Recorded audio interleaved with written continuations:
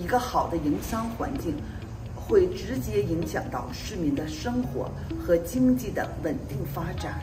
近期条例的出台，让我们对香港有了信心。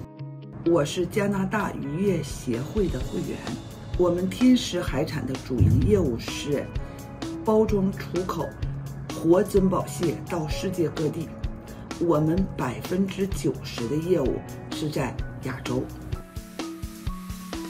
我在40岁之前都出生并生活在中国大陆的东北小城。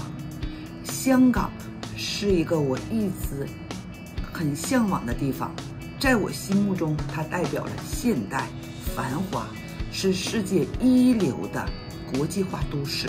我非常荣幸的，因为做海产这个生意可以和香港的客人有合作，我们合作的很愉快。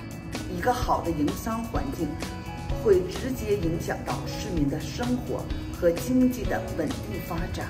近期条例的出台，让我们对香港有了信心。我们希望香港尽快恢复往日的繁荣，重现东方之珠的风采。